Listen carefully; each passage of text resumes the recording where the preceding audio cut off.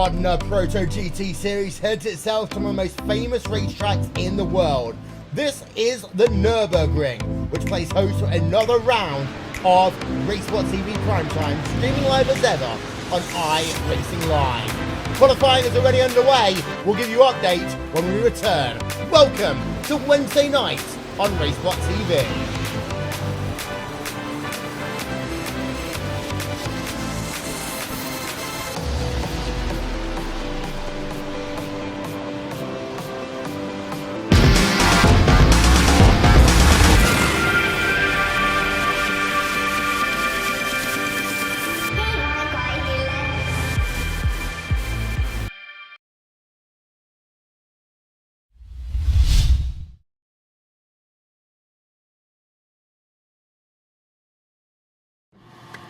So hey, this is the new iRacing scanner, right? Yep, this is our new scanner. Wow, and this scans all your tracks and will scan everything else around it as well? Yeah, you can even scan yourself with it. Oh, that's awesome. Now, don't tell Tony that I asked, but how do you turn it on? You just hit this button, scan right here. Cool. And then that's just going to move around? Yep, it'll just do a rotation, scan away. Oh wow, that's cool. That's cool. That's real cool. Hey Kevin, can you come to the office for a minute? Yeah, I need to show you something. There.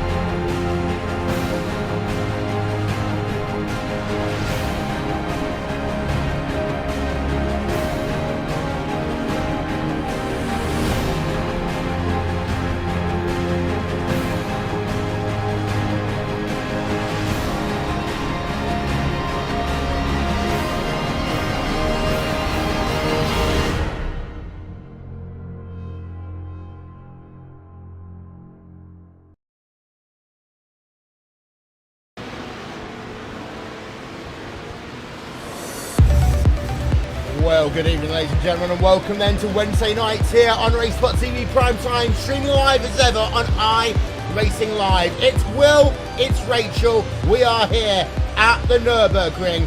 We are ready to go racing. Qualifying is already underway. As we say, we are at this magnificent racing facility that once upon a time was known as the Green Hell. This is a slightly shorter version of that racetrack. It measures 5 kilometers in length. That's just about 3.1 miles for those of you that like the imperial measurements. And we're going to go racing here today for 1 hour and 15 minutes. That's 75 minutes worth of racing. Wind speeds are high here, 14 kilometers an hour. It's moderately humid, but with a low track temperature, only 65 degrees. And while Rachel, that could make things a little bit interesting here today. Certainly could, Will. As always, this track has its own challenges, but the series had a great start here on RaceSpotTV Primetime and iRacingLive. Spectacular racing so far this season, exciting battles, controversy. Couldn't get any better, and what better way to have it than having Will Vincent back in the hot seat. Indeed so, yes, apologising for being away for the last couple of weeks, but yeah, let's get ourselves then ready. Qualifying is taking place right now. We've got ourselves a few minutes left, shall we say, of qualifying. 1 minute 20 to be precise. You see some of the prototype drivers on track as it stands right now. There we can see them. top 3 in each of your classes as it stands. Patrick Young, as it stands, leading the way from Frank Hendrick there in your GT division. Gianni Vecchio in the GT1 division with Daniel Page leading the way in GT2 as it stands right now. Let's ride our couple of corners then on board with a prototype driver. This is Stefan Wildner. He's got enough time to make it back to the start-finish line. He's currently in P number 8, looking to get himself a little bit higher on that starting grid. And well, Rachel, what you've got to make sure here at the Nurburgring is that you are smooth under braking. Certainly is, and we've seen this a lot when we come to this track. Well, this track, it really is a major track for braking. It's about having that speed down the straights. There are some long straights here, of course, but getting into those corners well, getting out and getting speed out and onto those big straights. So using that braking, should we say, in an optimal fashion, very, very, very important, especially places like coming out of the Mercedes arena, especially like through the Michael Schumacher S's, and especially through big curves. So very important to get this right, and well, the front straight is a huge one. Braking zone, turn 1. Do we need to say more? Timo Scola doesn't make it past the start-finish line, so he won't make it then on to any higher in the starting grid. Let's get you a look then at your starting grid for this evening's event. And well, it's an interesting one here today. Let's show you then your results. And it will be...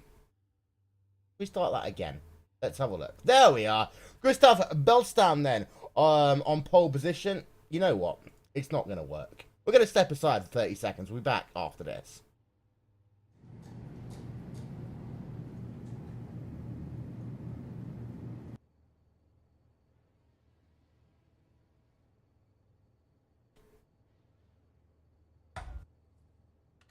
He's typing.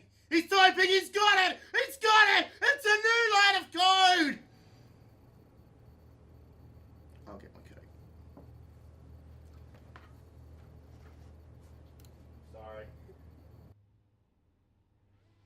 Newsflash. Don't shout in Dave K's office. Simple as that, Rachel.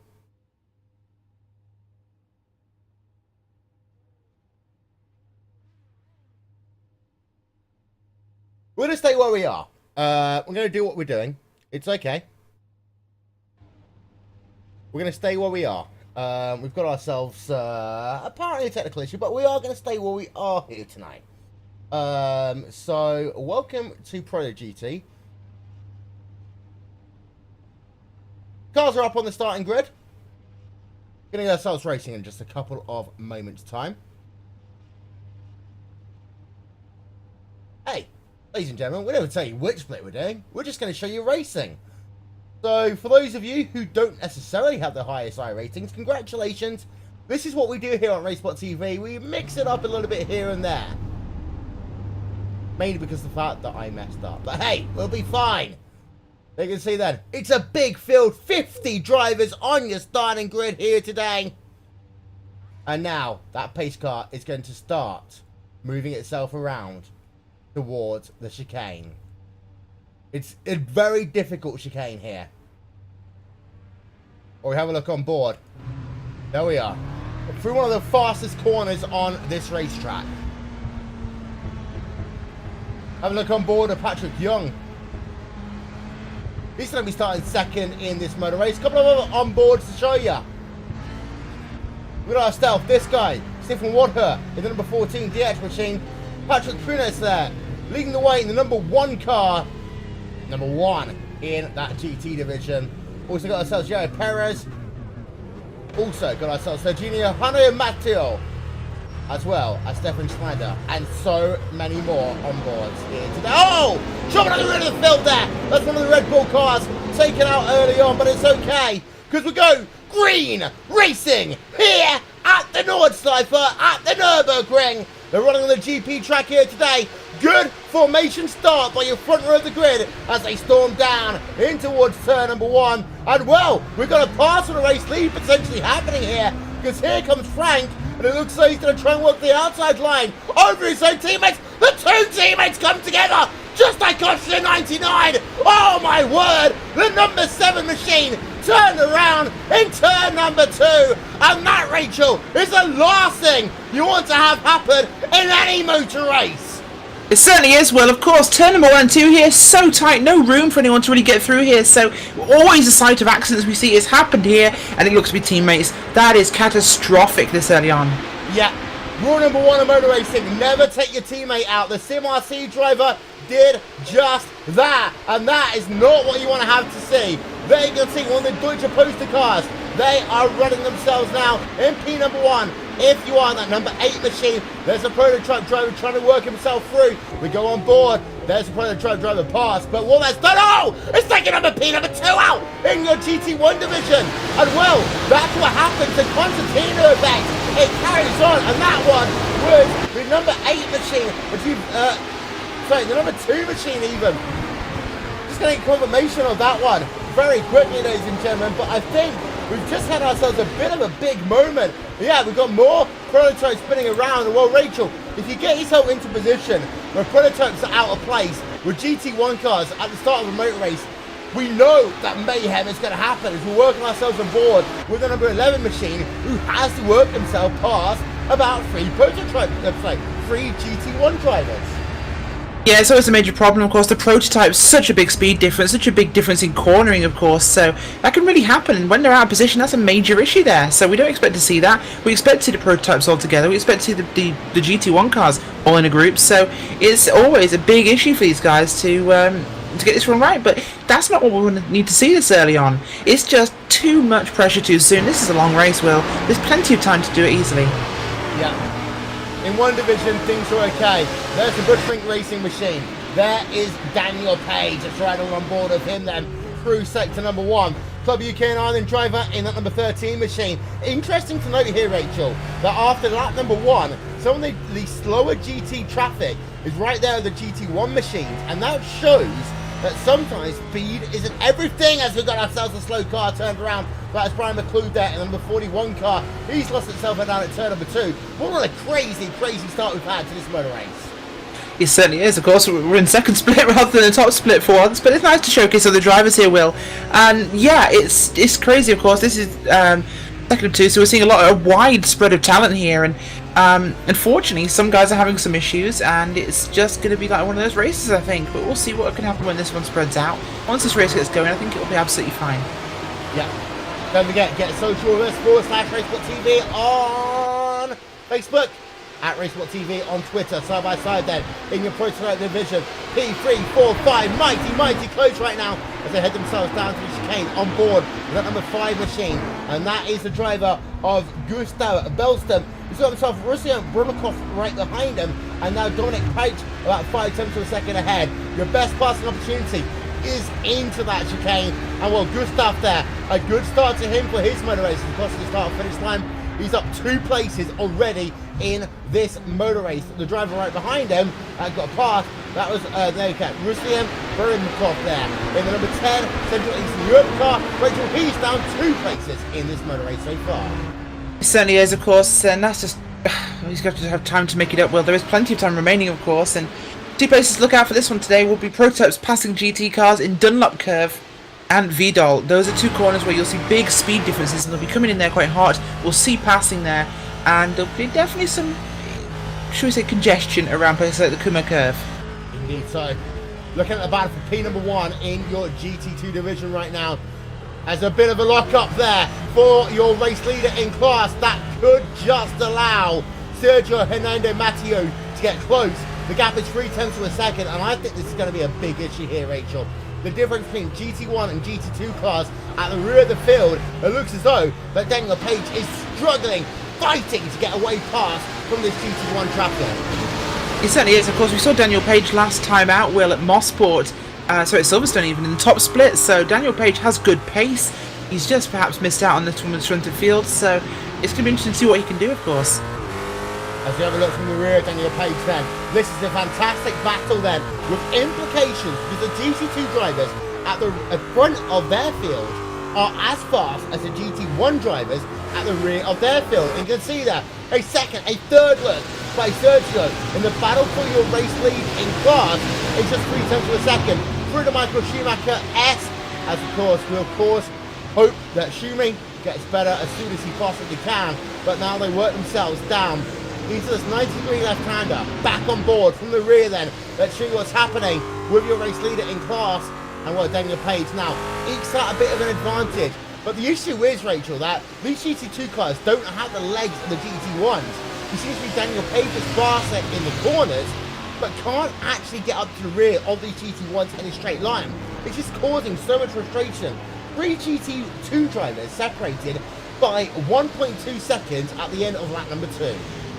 Yeah, it really is. And Sergio Hernando Matteo behind Page there in second place in GT2. Well, he's really on the back of him here. It's not going to be letting go too soon, of course. We've also got Antti Vias as well in there as well. And these three really under a blanket. The gap widens after that. But there are a lot of slower GT1 cars here and slower prototypes. This is really throwing a spanner in the works. We're seeing prototype cars struggling to pass GT cars. So it's a little on the unusual side, but they're getting it done fairly cleanly. Keeping an eye up towards the front of this field, of course. Stefan Varda is having a great run, 2.8 second gap over Rene Penquit at the moment, Will. So that's a good advantage he's pulling out in the early days. Yeah, and we just saw there the driver of Patrick Young. Of course, Young was one of those drivers involved in the incident on lap number 1, turn number 2. He's down 5 places already at the start of this lap. He'll be down even more when it's concluded. He'll be down 7 places. So Patrick Young, who started this race at the front of the field, Rachel, is all of a sudden running on the outside of the top 10. And I think his issue is he's got some damage. And these prototype drivers, they are so susceptible to damage here. And you just see him weaving, trying to get the draft, trying to figure out a way, get himself to the inside, outside, what's going to happen. Down 7 places from the pole position, side by side ahead of him, and he's not going to be able to take advantage, as that's the driver of your Gruber there, just getting himself past the driver of Sergi Acrio. It certainly is, and Patrick Young, of course, that Simar CWE driver, of course, he's really struggled from that early start there. It's been a big problem for him. Fighting back to get through traffic here, and it's just not going to be enough at the moment. 8th place right now. Lap time's comparable to where he's running, Will, so not exactly the advantage he'd have liked here. He would love to have been further towards the front. One of the drivers going a little bit faster at the moment is LT Harris. He is picking up the pace right now and moving forwards a bit. We'll have to see what will happen with this one, but eyes on that one. He's catching Young and Ertis ahead of him. Yeah, Patrick Young there just got the lights flashed at him while the driver on Michael Ertz saying, hey, you're too slow, get out of my way. But it's a GT2 car just ahead of him. And that's the thing, this track, it twists, it bends, it moves itself around. Let's have a look then at your GT1 field because, well, there's one thing worth talking about. The driver of Gianni Vinci is actually, I take this back, he's not 0.3 seconds. It's actually 2.2 seconds between him and the other driver in class. There you can see Eero Tumio in the number 2 machine. As we have a look on board of him, 2.5 seconds then to David Haynes, who's your race leader. Yeah, the gap is certainly beginning to, well, stretch a little bit in that GT1 category, Will. It's not quite the legs he'd like. Pushing that car at the moment, but there's a prototype behind him who is actually struggling to get through. I think that's a 29 car there. He is running, I believe, down the laps. He was involved in an early incident. That's Pablo Belentas. And he's just, he's managing to find a way to the outside now as the GT1 car will kind of help him here as we head up towards the chicane there. That is, of course, the chicane out for the Kuma curve and bit curve as they get up towards the final corner now. Actually, no, it's Vidal, actually. I apologise. Through the Coca-Cola curve at the moment and onto the front straight. Well, the prototype got through, but it's taking a lot more work from some of these prototypes, Will, than we'd normally expect. Yeah. As we're riding on board right now, Yayo Perez in that number 20 machine. Oh, spun car in turn 1, Will, and that's one of the, I believe that could have been one of your class leaders in GT1. Oh, no. It was the number 8 car. It was your leader. Yeah, so Giovanni now side by side, battle for the race lead. There's a number 80 Deutsche Poster car. Number 2 car has the inside line. He should be able to complete the pass there into the next corner. He's going to be side by side once again. No, Giovanni's able to hold on. But Rachel, that one deserves a very good second look. Although, they're side by side once again, and this time by that number 2 machine. Oh, look at that 3 wide, working themselves around GT2 traffic. That saved the number 8 machine. It does, and that 49 car in the GT2 category, that was, I believe, Nizari Devesa Bengueri.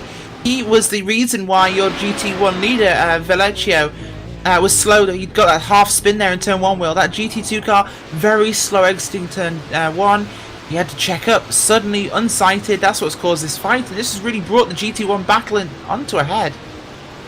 It's worth noting that traffic here is going to be critically, and I mean critically, important. There is your battle for your race lead in GT1, and it's not one, it's not two, Rachel, it's now 3 drivers separated by 1 second. We have a look then from our aerial coverage, and well, this is mighty, mighty close. Yeah, it really is. The fighting is really getting quite exciting here. The battling is tremendous, of course, but looking towards the Frontier category and Prototype, yeah, a bit of a gap there, but second, as you said, through about 5th place. Big fight there, and you've got the GT1 battle behind them, so to keep an eye on this one. They've just put them, I believe, down 1 lap in that class at the moment, but this is stunning. We're seeing some great battling here amongst these guys. Kevin Archalk, one of those cars up involved in that one. He's sitting there in that number 25 car, doing a great job up in 3rd place, going after Hansen and Acero, but just not quite. That's not 3rd place, I apologise, that's 13th place. Spin for number 2 machine, and it almost cost there. Another driver around him, the number 1 machine involved as well. And well, it seems to be that track is very slippery here today. We talked about the fact that track temperature is very low. Let's have a look then on board. That is Aaron Truman, and the number 1 machine. Let's turn our attention to him because, well, he barely made it past that, Rachel. And when I say barely, I mean absolutely barely. Oh, he checked up on the brakes there. Big lock up on his brakes just to avoid that spinning car. Good, aware driving there from him. Exactly what he needs to do. It's an unsighted corner. We've seen several incidents happening there. Well, out of sight of drivers arriving. Did the right thing. Got that car through. Lost a little bit of time, but the car's in one piece. This weather, though, you'd think there'd be a lot more grip here, of course. You don't, obviously, hot weather, very slippery, quite pushy. A lot of snap oversteer here. We're seeing a little bit of loose at the back end. The cars aren't being pushed as hard as they could do with being pushed for these tyres to grip. They need to be worked harder to keep these tyres up to temperature. Tees van der Leiden losing a position there. P number 17 in class for Frederick Vesti. That's one thing we just caught up on our screens, the back end of that one. In your prototype division, this is that time of the race, Rachel, where really we're going to see drivers learning to sink or swim, especially down in the battle P4, 5, 6, 7, 8, because if you are good right now, you can gain position through the traffic. If you're slow right now, well, sorry, it's a completely different race for you. It certainly isn't. There's a massive congestion of prototype cars here, down that kind of mid to bottom end of your top 10. Your lead, your pole sitter, Patrick Young there, trying to get back towards the front at the moment. He's in 7th right now, but there's a car goes off in front of a GT2 car ahead, just behind him. That was, I believe, the machine, the number 19 car of Mitchell Artis, who just tries to tuck in front of that GT2 car. Is not clear of the GT2 car. Hooks his rear quarter panel round. He goes off the track. And that'll teach him, I guess. Yeah, and that's one of the things that, Rachel, so often people talk about in this series, especially on a track like the Nurburgring, when you've got yourself prototype GT1, GT2 drivers all in close proximity. You've got to make sure you give the other classes room. Yes, the prototype drivers are faster, but you've got to make sure you're not just past, you're fully past, and that is what happens to Michael Ert as a consequence of not making sure he's fully clear. Absolutely, of course. The drivers are running with spotters here. They've got mirrors they need to look at. They need to make sure they are clear when you go for something like that. But keep an eye on Young at the moment. He's going after George Gruber at the moment. Well, that's P6 he's looking for. We'll see if he can get this one done. He's closed in for the last couple of laps, so we could see a battle unfolding here. We'll see if he can get his way back towards the front. Last time by, Gruber was running a 48.599. Young was in the 48.54s. There was a slight difference, mostly attributed to the draft. These cars a little bit off what we'd expect though from the prototype cars, although Vada, your leader, is running 46.4s, so huge difference in pace there already. He has 2 seconds difference between 7th and 1st. Oh yeah, already there is a big difference in some of these drivers. Well, we're on board actually with Eero Tuominen in number 2 machine, Rachel. He's a driver who of course had himself some incidents early on in this motor race, but now trying to work himself back for the field. Was in P number 5. So, fell down to P number 5, now hunting Patrick Cruz, who's P number 4 in that GT1 division. Yeah, he really is. Patrick Cruz there is up ahead in the number 1. This is really your top 2 iRacing drivers here in the GT1 division, both in Aston Martins, of course. Corvettes really looking a little bit thinner on the ground today, Will. We've seen them out a lot recently at previous tracks, but there does seem to be a predominance here of the Aston Martin cars. We're just not really seeing as many of the Vets. The Vets struggling at this track, all about carrying that corner speed, and they just can't quite do that here. As yeah, it's looking like a very much dominated field by the Aston Martins. I haven't seen a single Corvette yet. Yeah. Oh, there's one. Down at the bottom end of the field, literally second to last place. Well, yeah, the Aston Martin seems to be the ruling class in that right now. Battlefield Race lead in GT2. At the start of this motor race, we thought it was going to be very close with three drivers. Daniel Page is now falling down to third in class. Going to ride a couple of corners on board with Antti Visas. He's leading the way. He's second place even in that GT2 division. Just being passed by some lap traffic. More lap traffic with RaceSpotTV fan immersion.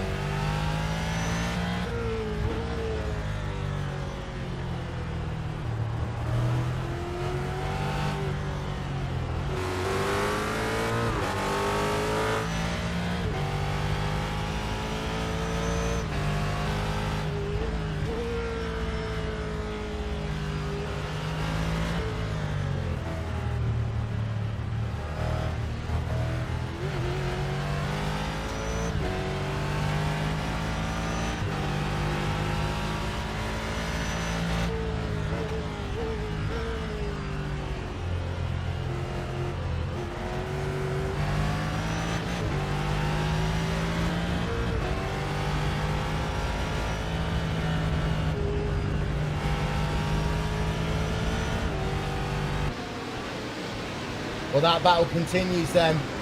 It's not that far away between these two drivers. Daniel Page, though, Rachel, started this one in your race lead and, well, has lost out 2 positions away from our screens whilst all the prototype stuff has been happening around us. But Page looks strong early on in this motor race. That traffic doesn't seem to have fared him well as he gets side by side for the fastest corner at this racetrack.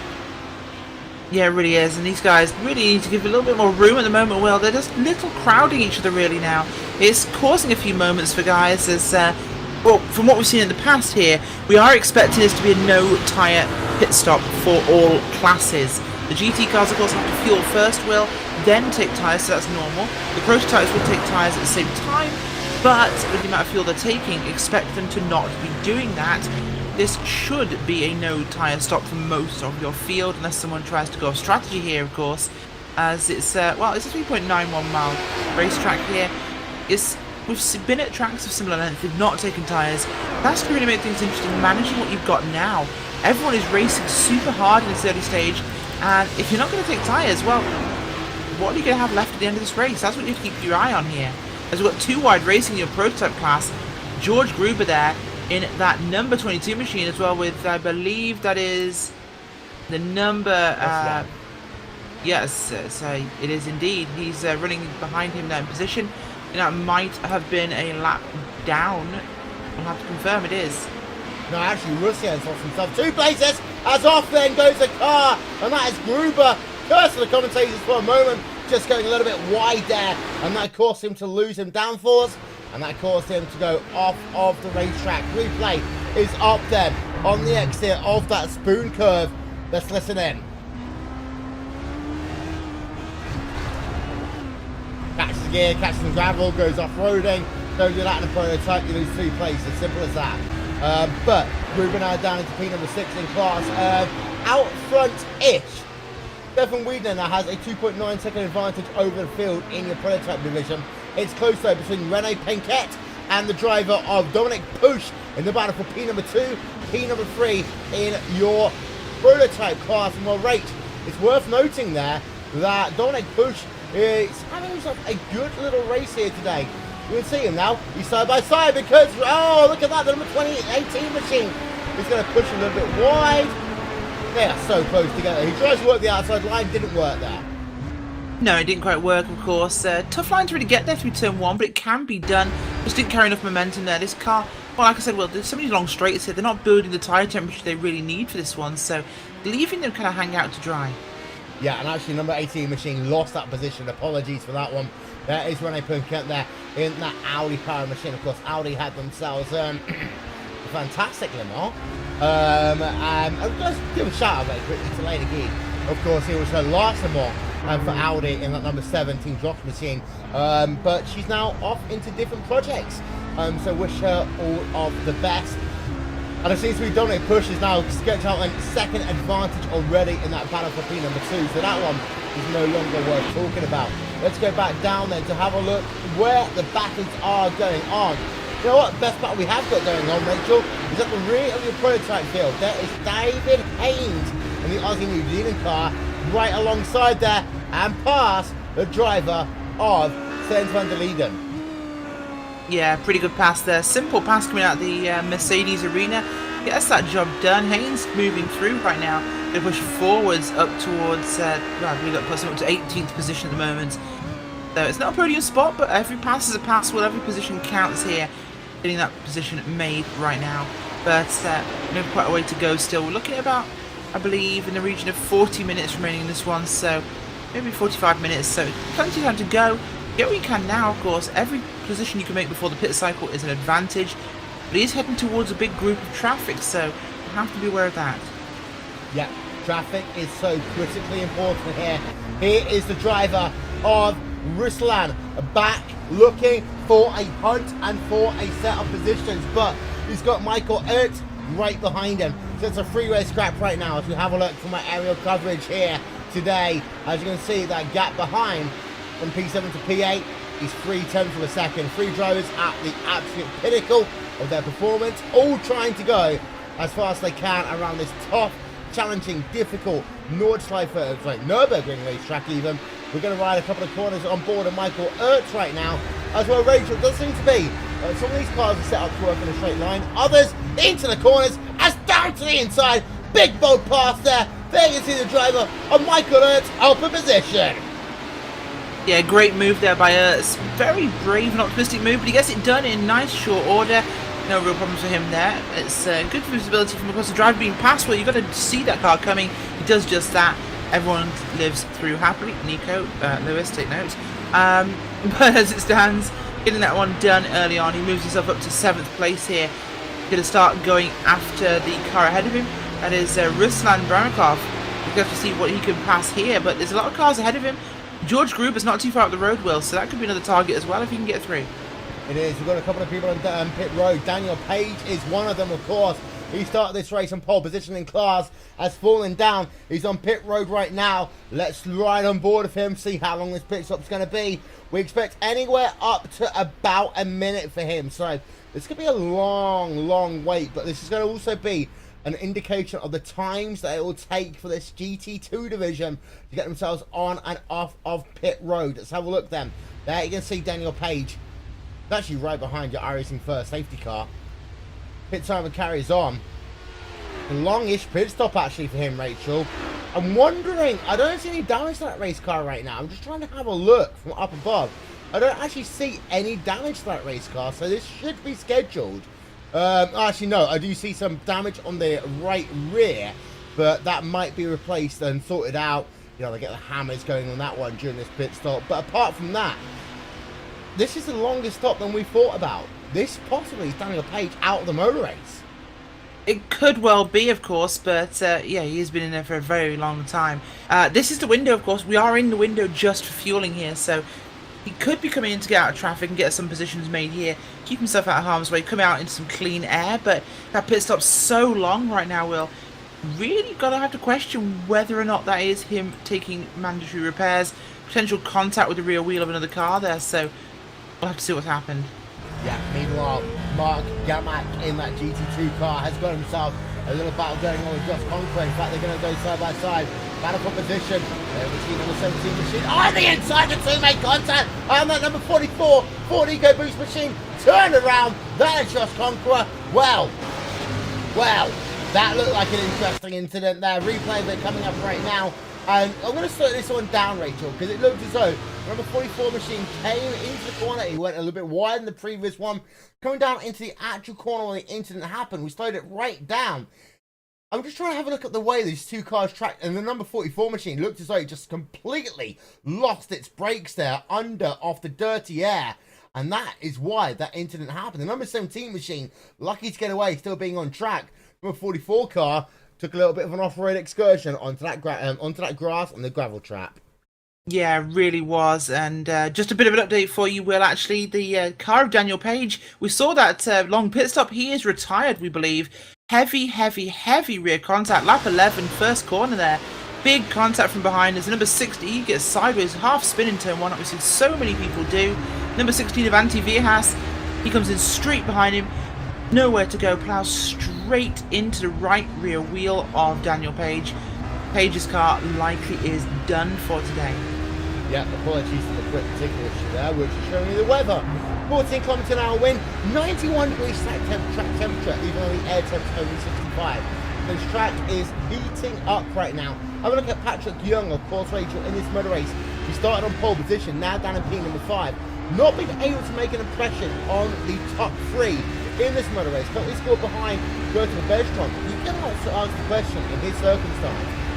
Come on to pit road early. The pit window's open. Yeah, it certainly is. And, well, as we said, yeah, it's open. It can come in now for fuel and service. It would be advisable possibly if you're stuck in traffic like he is. He is quicker than these cars ahead, but with the dirty air, much more difficult to pass. So, yeah, if I was in Patrick Young's shoes right now, I would pull that car down to pit road, get my service done now, take advantage of being off cycle, and it will pay him off towards the end with the pace he's showing you. LT Harris there, scrapping it out. Wilson Bancroft. This is a P number 7 in class. Nothing's really going to happen there, down in towards turn number 1. No real battles going on GT1 for those of you wondering where your GT1 drivers are. But there is your GT1 race leader, Giovanni Pecino. They can see the number 8 Club DX machine working himself through the middle sector of this racetrack right now. And that Michael Schumacher S, Rachel, and this sector of the racetrack, it is actually a lot tougher than anyone ever gives it credit for. Yeah, it really is. The Schumacher S, there's a tough sequence of corners, of course. You come out of Dunlop Curve there, you've got the really fast left-hander, fast right-hander, and you've got to really balance that car in the middle point because you can get loose, especially if you're around traffic, whether you're lapping or being lapped. It's a really awkward place to get caught because the track does feel very narrow here.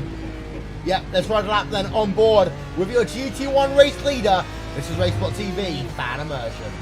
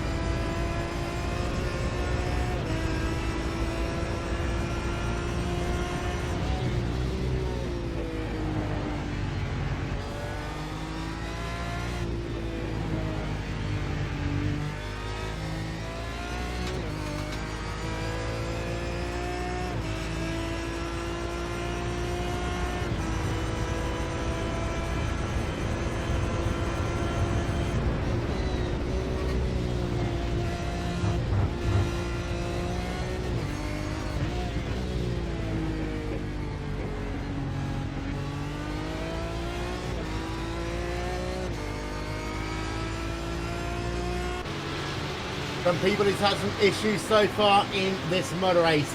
We have Emil Salberg out. Gracie Devesa Brunga out of the race. Jason Morris, Josta Bruce, Kevin Muncia, Kevin Cameron, Stephen Charla, Alex Costa, Daniel Page, and Brian Colwyn have all been classified. Well, actually, no, Colwyn is back out on track because Kevin Chalk is on pit road. There you can see him. That is not a pretty looking race car right now. Battle-wise, we still got P number 4. Patrick Young is now up into 4th place. As we've got ourselves second Wigner on pit road, Rachel, in that number 14 machine. Of course, he's a driver who we expect to be in the top 5 at the end of this motor race. Yeah, he really is, but not really getting the chance he wants right now. He's going to push harder if he wants to make sure that one sticks, but as it stands, it's going to be a bit of a messy one here. It's tough racing here at the Nurburgring Grand Prix circuit, and this multi-class traffic is really a tough one for these guys. They're all finding getting their own little bit of room here is incredibly difficult. So you can see the battle for P number 11, like P12, P13. We're on board with the driver of Sergio Acero. It's actually P11, P12. I was right the first time. Stefan Widner just coming out right ahead of these 3 drivers now. Dmitry Lenov and Sergio Acero right there in position, looking to try and get themselves provisionally into your top 10. Pit stop wise, a couple of people in your prototype division have pitted early because of the traffic implication. In GT1 and GT2, it has no pit stop really happening so far. Michael Ertz versus Gustav Belstrom. That is close to battle as Rachel, Patrick Young is now back up into your top 3. Yeah, he is. Good passing there. As we just saw a 3 wide pass just past before the Schumacher S is actually there. And that was between the number 40 lap down car, the 2 car in your GT1 field. He's running down in 5th. And the prototype there, I believe that belonged to the 27 car, I think, in your prototype field. Or it could have been 21, trying to read that number. Stage is Dominic Push, your race leader. So 3 wide up the middle for your race leader. Brave early on. Yeah, as you say, still no real... Actually, no, we have got a battle going on down in GT1. This is between Thomas Donnery and Karen Barron right now. This is scratch for P number 7 in class. And to give you a bit of note of these 2 drivers, as David Haynes actually just has himself a quick moment. This has been a nice little battle. Let's go back and have a look and see what happened there between Tim Bigner and David Haynes. It seems to be that maybe that number 34 machine's got a little bit of damage to it right now. Got ahead of David Haynes. But Haynes, all about making a move on the exit of the Schumacher S, put himself to the outside. He wasn't able to complete that pass. So that is what happened in that circumstance. But it was very close between the 2 of them. But Callum Barron right now in this motor race is up 1 position so far. Compare that to Thomas. He apparently is also up 1 position. These 2 drivers, realistically, Rachel, running very close to where they were. In qualifying, it's a GT2 car, and also there, the number car of 30 machine of Callum Barron turned around down in turn number 1. Chain reaction, then about 4 drivers involved in that. Oh, big incident there. We'll try and review what's happened. I saw only Corvette in the race, I believe, involved there. As I think ahead of them there was another car already spinning, Will. That was one of the GT2 cars, I think. We'll try and work out who was involved there at the start, but as these guys come into the corner, Callum Barron there turning into the corner, and there is already a car turned around in front of him. Machine. Yep, that's a 27 machine. As, Stefan Barker has already gone round there, and that's just a big problem for him, but really something these guys have to keep an eye on. This turn 1 is proving very treacherous. Yeah, it seems to be simply Spin City here, because they can see the number 27 machine car. Actually, no, he was the last one into that mix. Then the number 30 machine, he had more involved. That's one of the other GT2 drivers. I'm going to find out who it was involved in that, but really, it was a case of who wants to simply spin the most there, Rachel. It really was, and we've seen this so many times. Cars spun out sideways in the exit the first corner. It's a blind approach for drivers heading into that corner at full speed, so they just don't know what's happening, Will, and they come around the corner, they see that, all of a sudden they've got to lock the brakes up and everyone starts to lose control of the car. It's a real trouble spot. It is. There you can see battle for P number 11, P number 12 in your prototype field as it stands right now. One of the closest battles we have on track is down to the inside. That is what traffic is made of there, Rachel. Sergio losing a position almost. But let's have a look at that. And again, because we're going to ride this one on board here, down in towards turn number 1.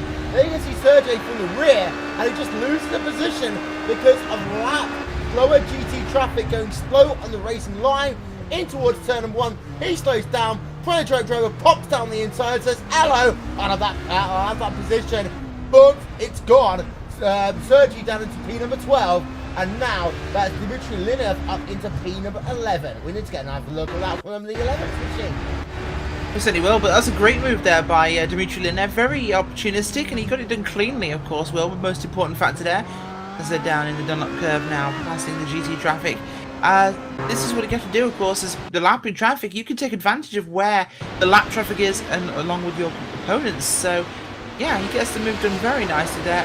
Nicely positioned, and a good pass. And this is what we talk about division rivals, as LT Harris is on pit road right now. He just made that move on the prototype division, so he's decided it's time to come onto the lane. Pit road is open. Pit stops, the main ones of them, are coming very shortly. We're going to take a quick break, but you're not going anywhere. We're going to take your RaceSpotTV side by side. We'll be back in a couple of moments.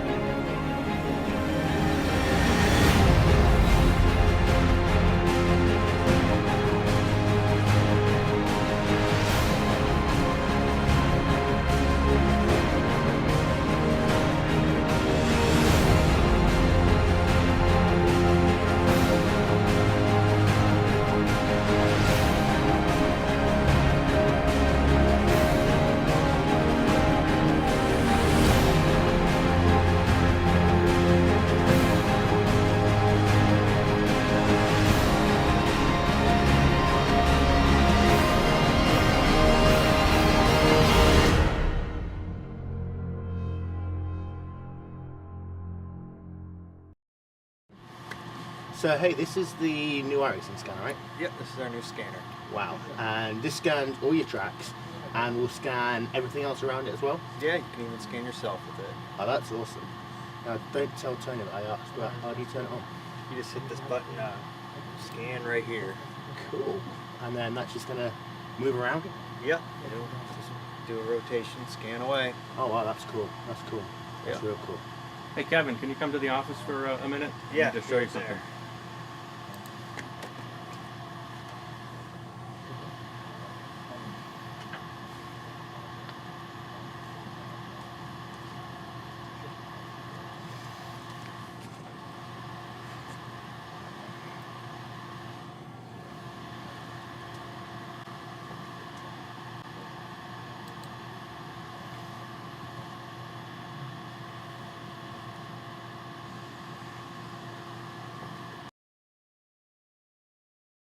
Never miss a moment of RaceSpotTV side by side, and while Rachel was away, we saw a couple of fantastic classes.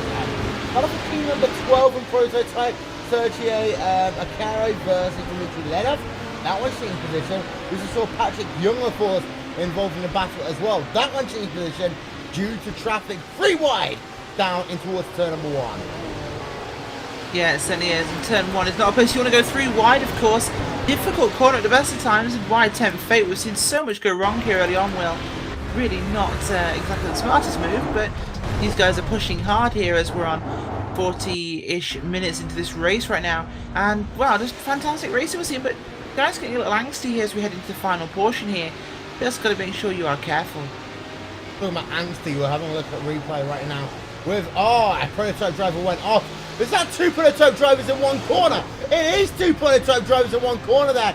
Four GT drivers. C. Spencer Linden got turned around. Another prototype driver was involved, getting a hard impact into the wall as well. We're yet to figure out who the other prototype driver was. But this is what I mean, Rachel. GT racing, people say, oh, it's so slow, it's so boring. No, it's not. It's fantastic. Part of the reason that is, of course, because of the fact that aside from the spectators on the AMG pit wall, you've got to navigate that traffic. Yeah, you really do, and the traffic's a major factor here at the Nurburgring Grand Prix Strecke.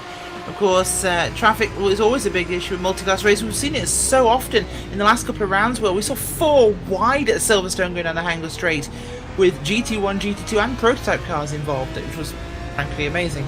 But here we go, it's a tough track, lots of elevation changes here on like Silverstone, so I mean look at turn 1, you're turning, it's going off camber, it's dropping in altitude.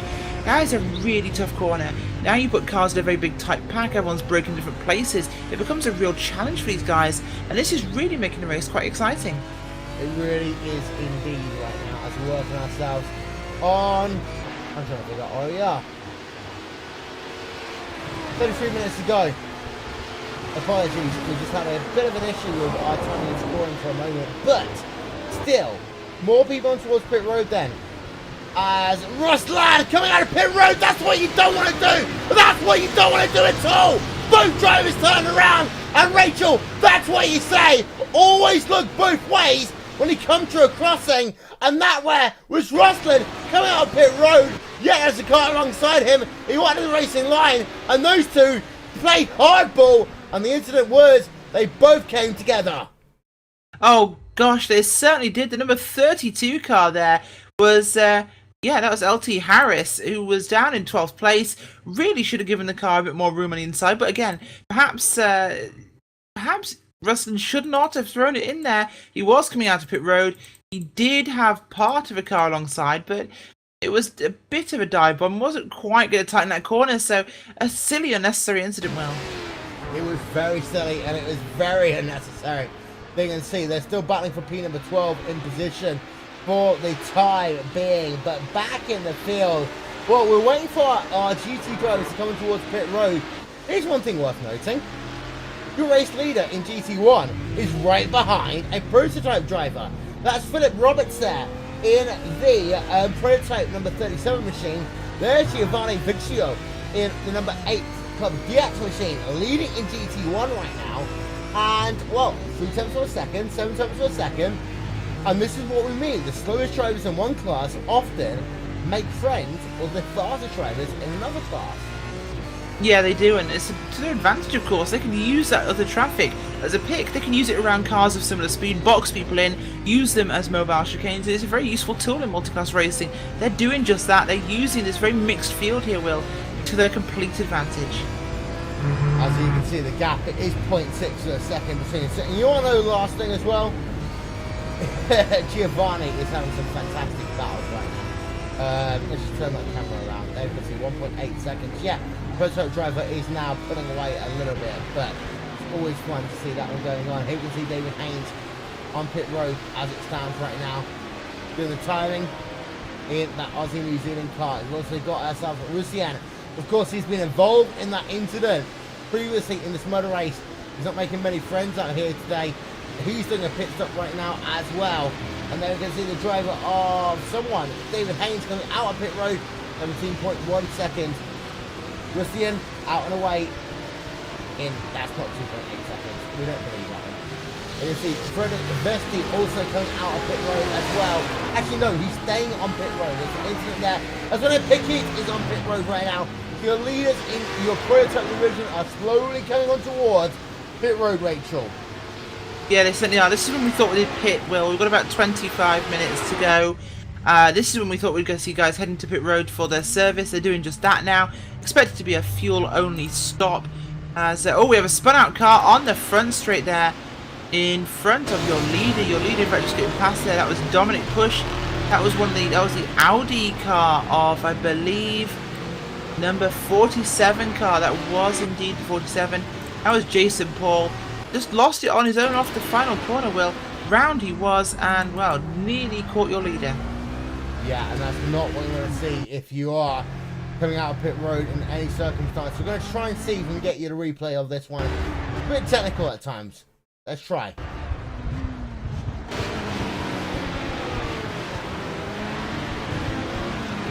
Give us 1 minute. We promise we might get it. Here we are then. In towards turn number 1. Oh, actually, no, that's out the exit of the final corner. That wasn't Bush. There's another driver. Backwards on the start-finish straight. And this one we're talking about, Will, that was, I believe, Jason Paul, the 47 car, as Jason pushed your race leader, of course, came around the final corner to dodge that spun car. Yep, so let's go and try and get ourselves a replay of that one then for you. Oh, near contact, Will. Sorry, gonna have to stop you there, but we nearly saw contact with your race leader heading onto pit road. Dominic Push coming down pit road as he shoots past the 39 GT1 car. That is Tobias Just passes him on the entrance to pit road. There was nearly contact between those two guys. Oh, and there we are. There's the incident with Jason Paul. You know what? That's just like Kota, the final corner of that one. Trying to get a car turned around here is near to impossible. There's traffic around you.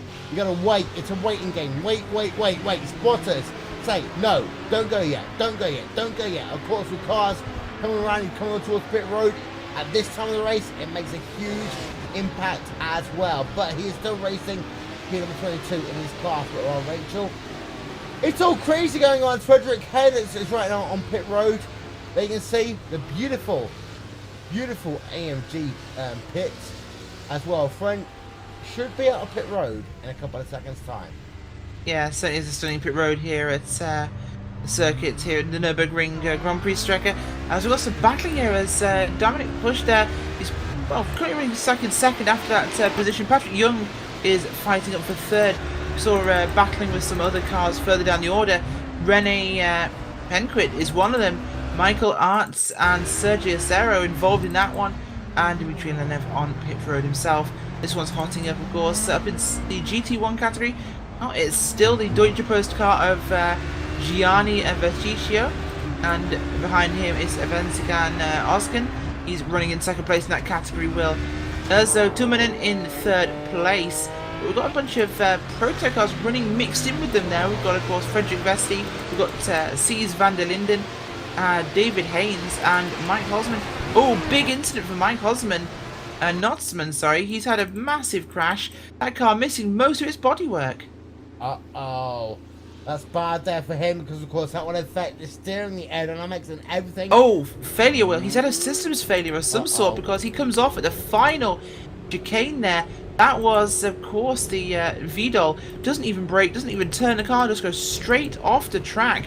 Across that gravel trap, slowing him down partially, but huge impact with the tyre barrier. That car destroyed. And that's one of the fastest points on the racetrack as Giovanni Vecchio is on pit road right now from your class lead. They can see behind the fantastic, what I'm going to call it, metal barrier.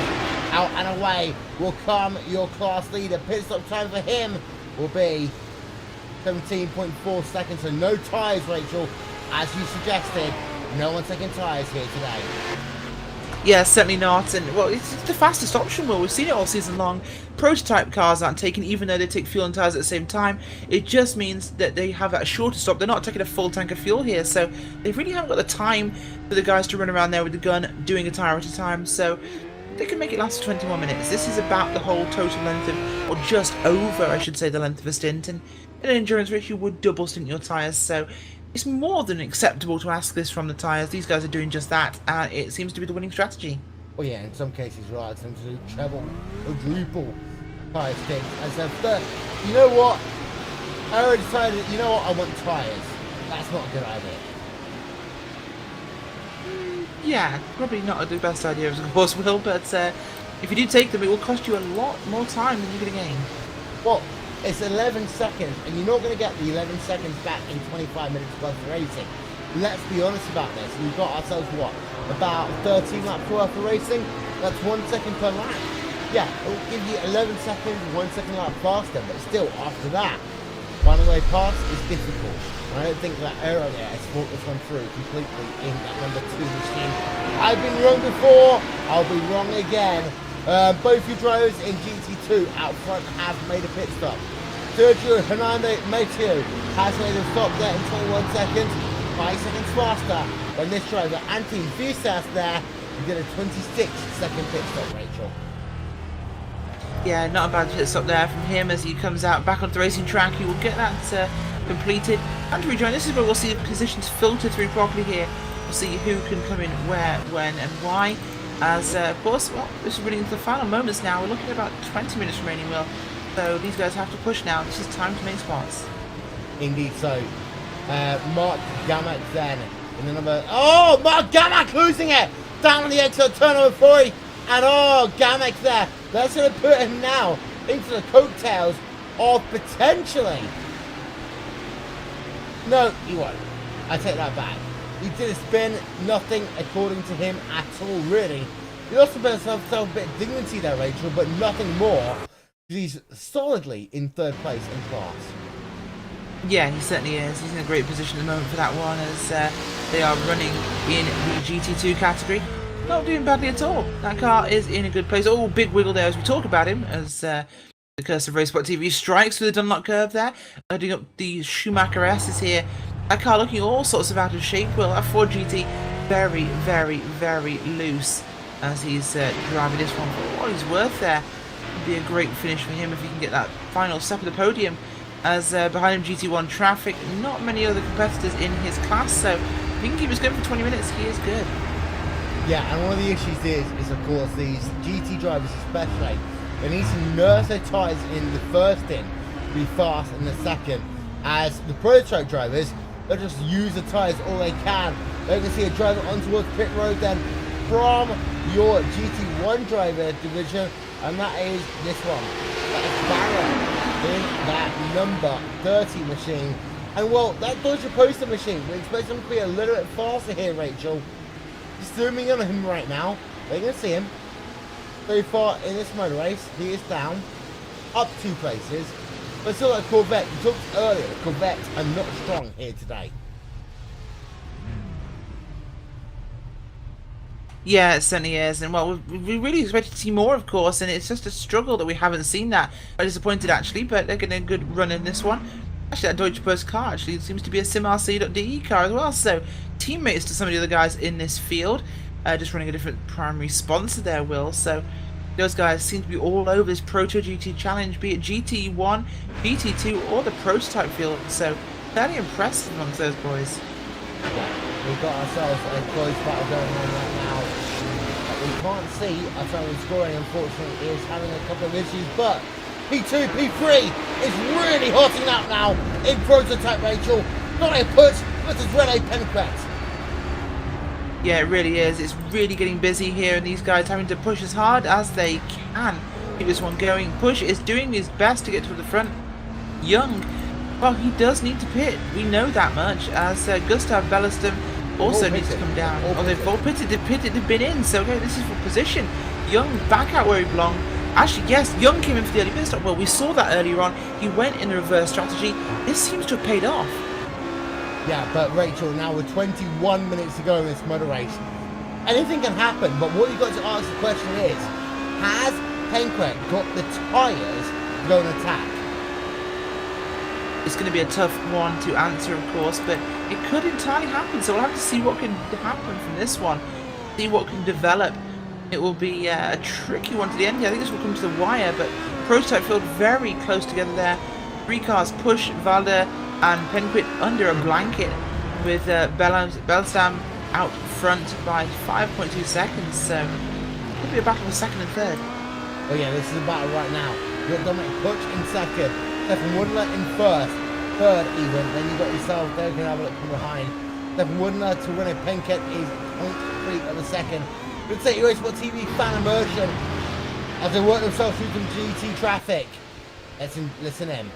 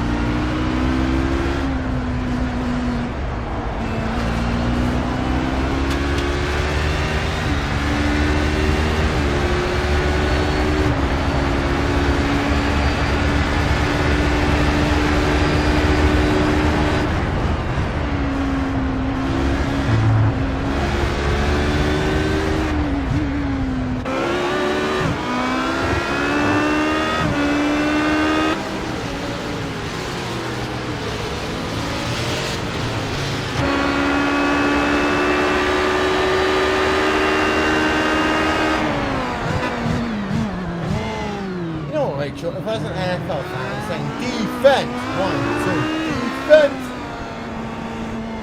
Yeah, certainly will. This is looking like it could be a linebacker scrap at the moment because these guys are pushing at it really hard here. And, well, someone's going to have their teeth knocked out if they aren't wearing a helmet. As these gaps between the two of them, they stay static at pretty much nothing. That is on board with the driver of Dominic Pooch from the rear. But well, of course, we're going to see also is Stefan Wigner's on board.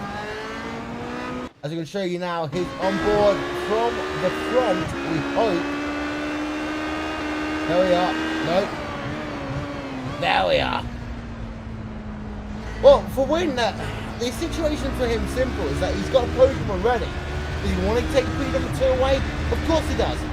His fastest lap of the motor race, Rachel, has been 600 a second faster than Dominic Pooch. Yeah, it's been a quick one for him, but has he got the tyres left at the moment? We'll have to find out from that, but I just don't think he's got it left in the tyres. Well, he's pushing hard, but not sure it will be in time, as I believe we're crossing the 1 hour mark at the moment, and we know we have 17 minutes remaining exactly, so there's plenty of time for this to happen. Of course, the lap time in the region of 1 minute 40, really, for your GT or prototype field. We're going to see maybe 12, 13 laps at the end of this one, so it's a lot of distance to go, and he could still lose further ground. Yep, here we are then. We've got ourselves 17 minutes, and here we go then, down to the inside, side by side, down to the outside even. There goes Wadner. Will he be able to get the pass? Round the outside, because this is a good way of getting it done. No, he won't, Rachel. And well, it seems to be that Wadner's car does not work well in that first sector. No, it doesn't, and we've seen this all race long. Cold tyres, turn 1, big braking zone, off camber, really mess with these cars. None of them seem to really be able to handle it well. It's a matter of tiptoeing through there, really. It's a bit like coming through the Senna S's at, of course, the famous circuit Interlagos in cold weather. Back end of the car just really wants to break loose, and round the car will go. Yep, here we are then. Wadner gets himself a good run out of this corner. This could give him the opportunity. Instead of a pass down to the hairpin, we're going to have to go side by side once again. Will he make it? They almost touch, Rachel. They do, and that's super, super close here. Just a little aggressive at this stage, but yeah, they make it work, and just about. As there's other GT traffic, other prototype traffic there involved in that one. And what a pass was that? René Piquet out of nowhere. Rachel, we've not been paying attention to him, but he just made a fantastic pass. Yeah, he really did. Fantastic running from Piquet, and just got the car in the right place at the right time there. It makes that car into the exact position it needs it to be in, but outside is brave, very brave. I think what happened there, Rachel, is the fact that it seemed to be that with these two fighting side by side, René just thought, you know what, I've got an opportunity. And actually, I saw a wiggle there from the number machine as René decided, I've got one position there, and he's now ahead of Dominic Page. As well, sometimes if you're playing attack, what you need to do, get your opponent to go into defensive mode. You do that, well, René Piquet now in 4th, Dominic Page into 5th position. Yeah, it certainly is, and getting it in the right place now is super important. These guys know there's not much time left. They know these positions mean prizes, and they want to make those positions up on the racetrack. They need to get in there now. Super important for those guys. Dominic Bush, he's really desperate. He's trying to make places, catching this duo of cars ahead of him. Of course, that is Piquet and Valder, 2nd and 3rd, so he wants to be on the podium at least. He's had the pace. We're going to talk about very quickly the other teams in this event, and the other drivers even in this event. And GT1, Rachel, it's a big gap now between Giovanni Vincenzo in the number 8 machine and Fitzken Otker, who now has 2nd place in your GT1 division. And well, we've not really talked about that number 3 machine that much in this event, but he is up 1 position from where he started, and he's solidly now in 2nd place. Yeah, he really is. It's a good position for him to be in. It's exactly what he needed. Good, clean track position, and he has that. He's running it towards the end here. We'll see if he can bring that onto the finish, but got to keep it on the track to, of course, take that spot. He's doing a spectacular job, but can't just, well, it's starting to drop off. You could see that car starting to look a little tired through the corners. Last time by, Patrick Bruce did a 133.0 on 52.8 there for Timo Escola. That is your closest battle in your GT1 field as it stands right now. Nothing happening in GT2. They are all sorted out. Let's take this side by side for a moment. Be back in 5 or 10 minutes.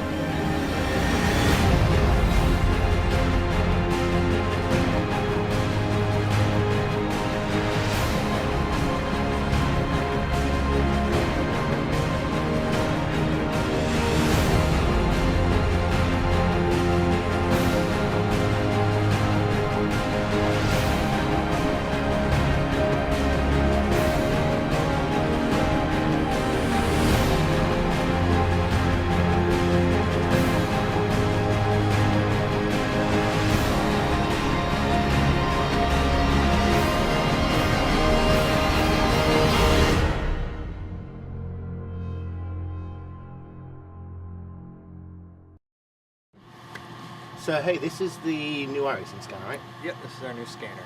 Wow. And this scans all your tracks and will scan everything else around it as well? Yeah, you can even scan yourself with it. Oh, that's awesome. Now, don't tell Tony that I asked, but how do you turn it on? You just hit this button, scan right here. Cool. And then that's just going to move around?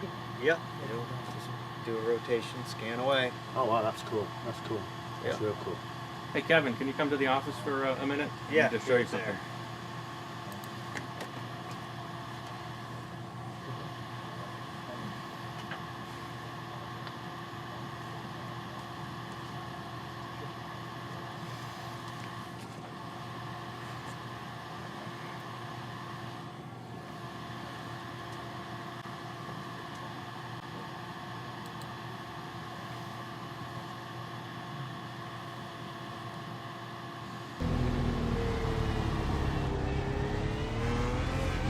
Never miss a moment with RaceSpotTV side by side here as we look on board with Timo Escola versus Patrick Cruz in GT1. Well, Rachel, this is one of the two big battles we've got going on. This one and also Patrick Young versus LT Harris in prototypes. Yeah, the GT1 battle here is pretty good. We've got the car there of Timo and Patrick Cruz up front. It's a bit of a gap, but they're not too far apart. Keep an eye on that one. But also, Stefan Vado is going to get away in second place, as has Push in third. They've spread out a huge amount now, 4 or 5 seconds between them, so it's quite tight at the top. LT Harris, Young, they're in a good race, but we'll see what will come of that one. The gap isn't getting smaller. Well, last time by, actually, Patrick Young, they were on board of him, lost 2 seconds to the driver of Patrick LT Harris. As Patrick Young, that car looks as though not able to really gain much in the latter stages on this motor race, but we have got also this guy, It is one of the guys that's moving himself up and down, up and down, up and down the field. Gets himself in a position, Rachel. He goes past Richard Leonard there. Yeah, not a bad move from him. Just getting in the right place at the right time. Did what he needed to do there. Just, again, trying to make these moves at late stage of the race. Well, we're seeing a little bit of desperation, a little bit of impatience. Oh, wow, just saw a prototype get forced incredibly wide by a 4GT. But this is what happens when you try to go around the outside of someone in the Schumacher S's. I'm trying to find out who that was actually for you. That was Brian McLeod in the 4GT and the 22 car in the prototype field. George Gruber, as McLeod there just tracks out, he has to, and that forces the car of, I believe, Gruber just right off the tarmac, and that allows a car behind him to catch him, and that's Ruslan Remigdav. He's actually beginning to catch up now. Yeah, teamwork score like that. Another 4 top Finland machine right behind Patrick Penise there in the battle for the 3rd position, the final stop of the podium. Bruce there is going to be hoping that he's got the straight line speed advantage, but Rachel last time by, teamwork score was 0.3 of a second faster, but he takes a very wide outside line to allow a prototype driver pass. That cost him 0.4 of a second. Yeah, it did. Well, you meant to stick to your normal racing line when the prototypes come to lap. You let them do the work, of course. Well, you don't want to give away any time you have to cars in your class, so a little bit of miscommunication perhaps, but doing okay for now. He's holding that spot at the moment. I think actually the prototype driver just went off there. Indeed he did. There was Tim Bittner. Tim Bittner there. He went off, and whoa, that could cause tremendous issues. We talk about prototype drivers overall rates being faster, being able to get the inside apex into corners, but Bittner just caught the inside curb, lost it there, down in turn number 11. He could have caused a 4-car pileup. He could, but he chose to get up more on the curbs there than hit that number 1 GT1 car, Patrick Peruz. And when he paced it on the curbs, unfortunately, that car just tanked, I think, by... yeah, he was there, Will. He was tanked by the 4 car of Timo Escola. Just a little bit of a light tap, but it was enough to put that car rolling over upside down. So unfortunate, his race is over in the final few minutes. We've got 6 minutes on the play clock. Oh, gutting into his race. Escola still scored in 3rd place in his class, however. Patrick Perez right behind him. Rachel Lucas. Oh, Perez there looking very sideways as he allows himself prototype drivers to get past. 2 prototype drivers to get past. Well, that's not what you want. Simple as that. No, but I think he's trying to stay alive at this stage. The prototype cars are all flying hell for leather, trying to pass each other here, Will. I think Perez just wants to finish here. Good gap over Timo Escola behind him.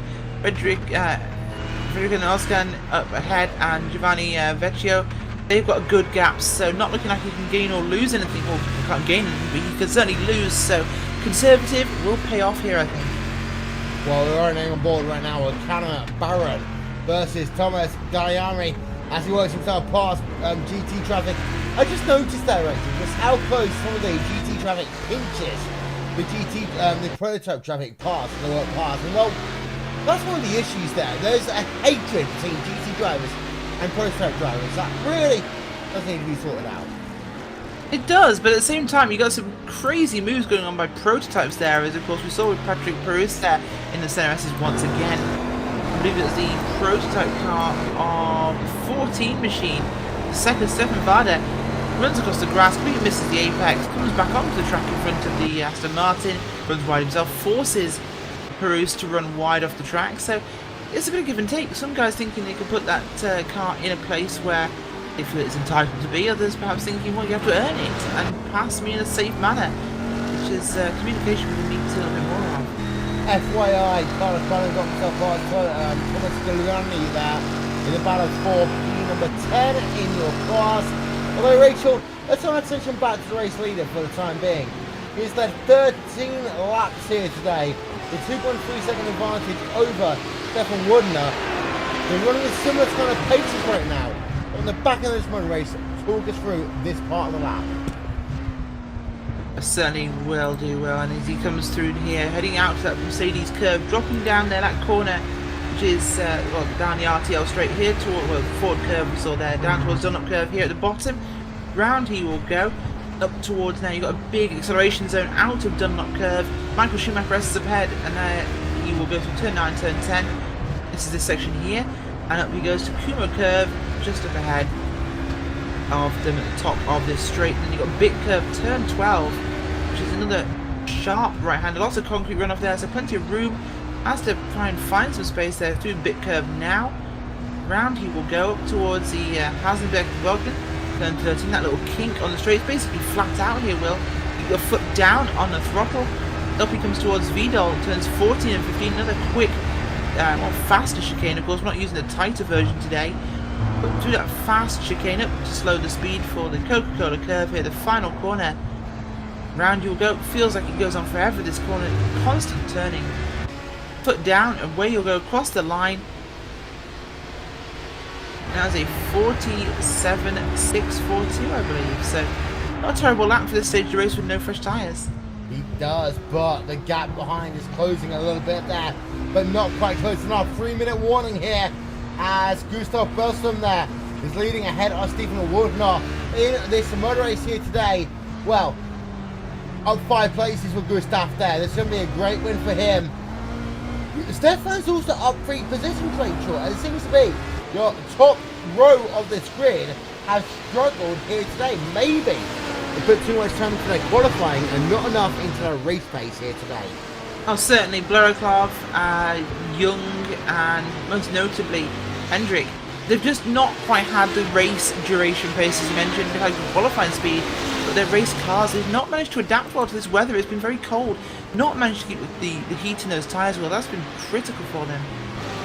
As, well, keep an eye on your GT field at the moment. But still, Giovanni Vecchio out front in GT1. With Feverscan Ozcan in second, Timo Escola in third. GT2 is Sergio Hernando Mateo in first. Antti Villiers in second, and Mark Gamek in third position. But we've had a lot of retirements. Most of them have been so far from your prototype category. And I believe that's in the order of 5, 6, 7, 8, 9, 10, 11, 12 cars in your prototype class out of this race already. Retired or running multiple laps down. We've had 50 cars in this race, Will. 50 cars. Spectacular turnout. As I believe Will isn't here, so I'll keep talking because voices in my head tell me to do so. Out front, of course, it's been a spectacular race from Gustav Belstam. He's done a very nice, clean job here. 1 minute, 12 seconds remaining, so expecting this well could be his last lap. In fact, it will be his last lap.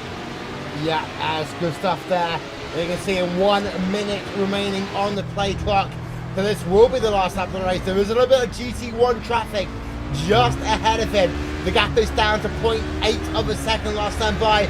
145.7 for Gustav, 145.4 for Stefan Waldner, as that's going to be a very daring apex there.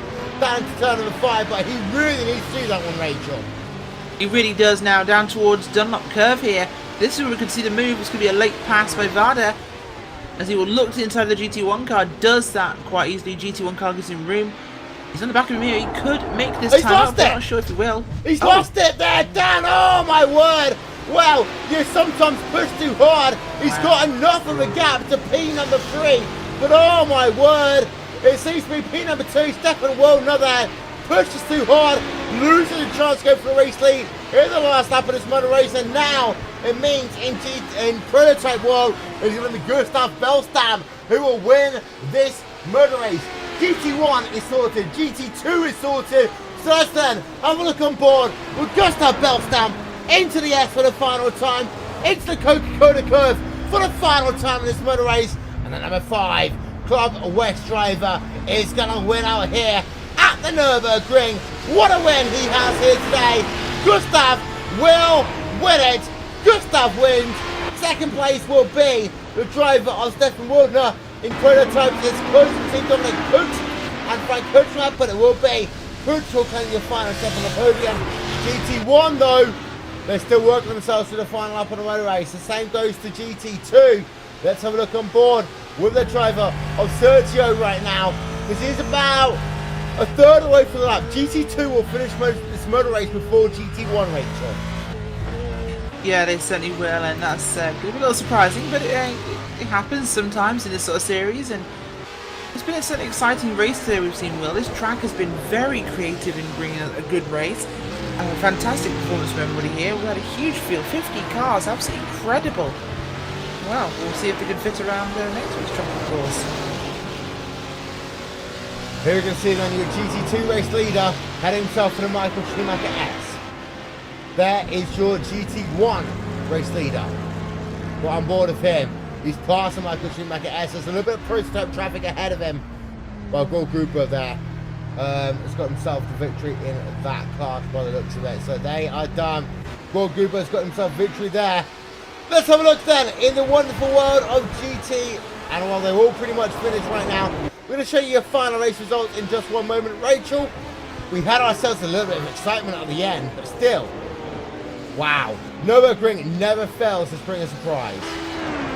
It certainly doesn't, and I for one cannot say I'm completely surprised at the result we saw today. It's been a spectacular race, so much going on, and it's been completely unpredictable, which was fantastic. We had lots of fighting throughout this race in all the classes, fighting between the classes struggling to stay ahead of other ones. It's been quite an interesting race. I'm really impressed. It has been indeed. A pretty big field then in prototype. Just showing you all the results right now. Congratulations to our class winners once, of course. We are going to get a quick post-race interview in just one moment's time. Can we figure out who they are? There we are, McLaren Schneider there in the number 31 machine. Who wasn't even in this race, potentially. So, oops. But what we will do is we are going to say goodnight. Thank you so much for being a part of our coverage here on RaceSpotTV. We'll be back, of course, with Friday night IndyCars. That's coming to your way in less than 48 hours. And, of course, we've got ourselves Sunday afternoon Formula Renaults as well. Be back with more soon. Thank you so much for watching. From Rachel Weather and myself, we'll talk to you all next time. Bye-bye.